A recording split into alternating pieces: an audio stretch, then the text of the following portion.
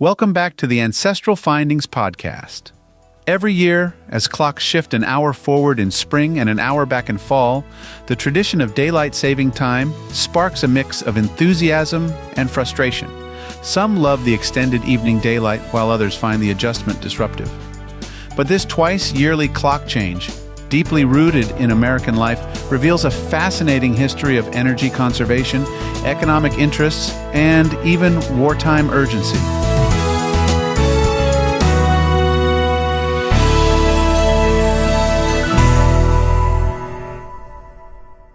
From its origins in the late 19th century to its adoption during both World Wars and its establishment in U.S. law, DST reflects evolving social priorities, economic interests, and changing lifestyles.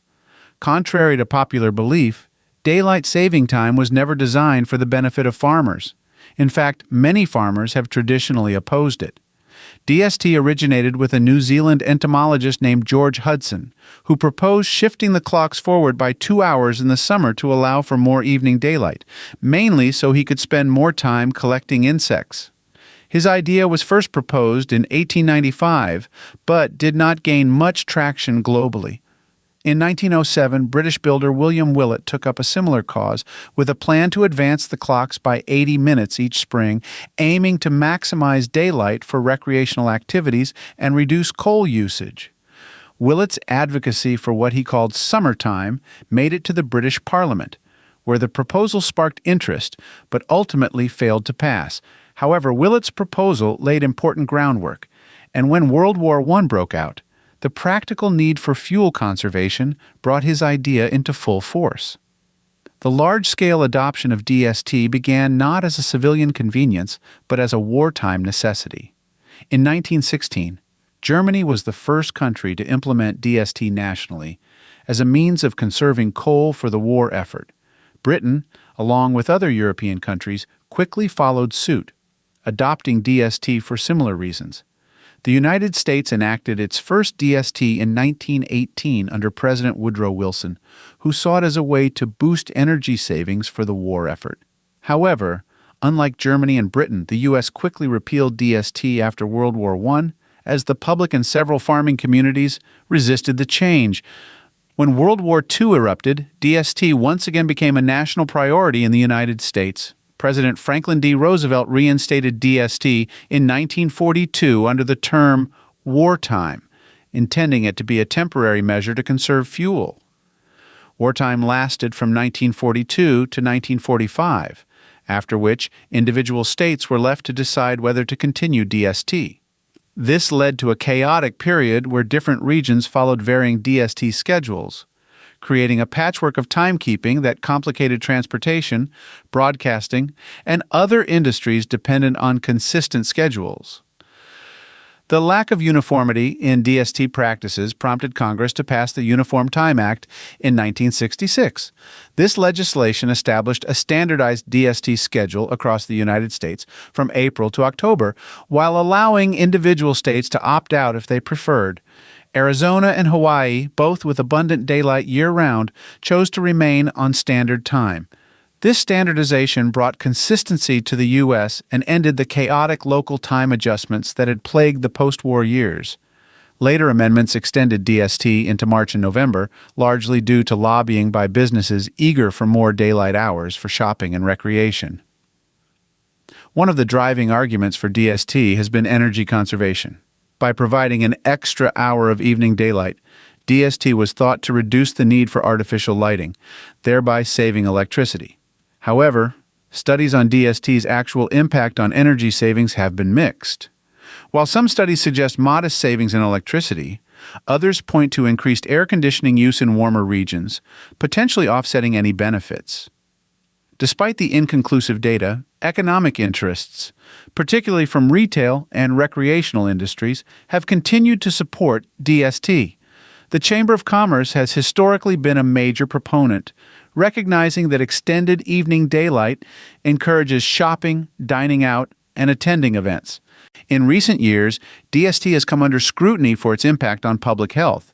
Research shows that the transition to DST in spring is associated with an increase in heart attacks, strokes, and traffic accidents, likely due to the disruption of people's natural sleep cycles. Health professionals and organizations, including the American Academy of Sleep Medicine, argue that standard time better aligns with human circadian rhythms and should be adopted year-round.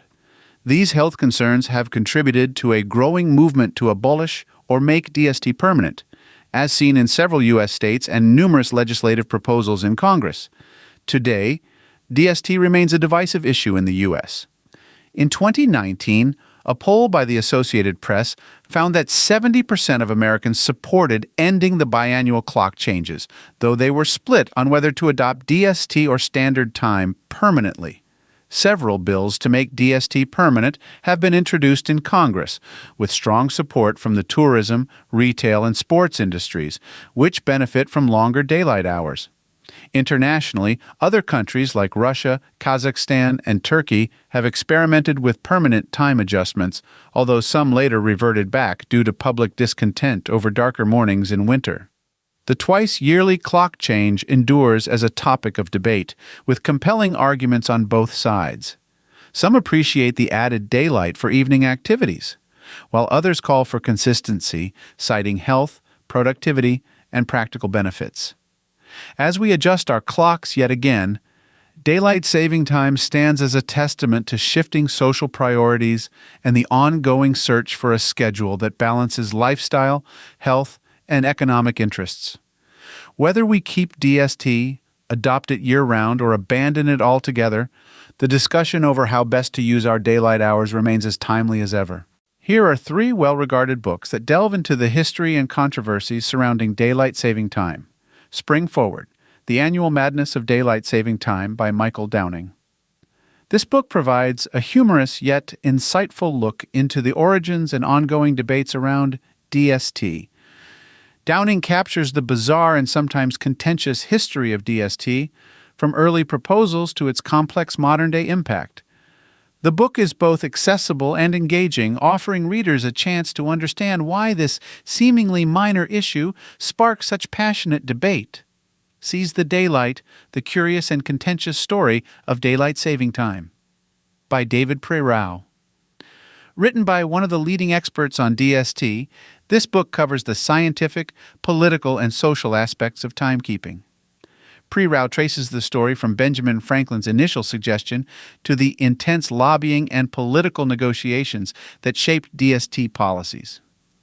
Full of anecdotes and insights, it's an in-depth read for anyone curious about how and why DST became such a fixture. The Great Daylight Saving Time Controversy by Chris Pearce. Pearce's book presents a comprehensive history of DST, highlighting the conflicts, changes, and adaptations of DST over the years. From its wartime implementations to recent political battles, Pearce details the ups and downs of DST in the U.S. and other countries, providing readers with a balanced look at both sides of the debate. If you've got a hard-to-find ancestor you're stuck on, I'd love to hear about it. Just head over to ancestralfindings.com and click on Contact to send me a message. While you're there, take advantage of our free weekly genealogy lookups. Explore thousands of articles, and enjoy hundreds of podcast episodes. We've been helping family history researchers since 1995. And if you're looking for even more, check out our Genealogy Gold Q&A series over on Patreon.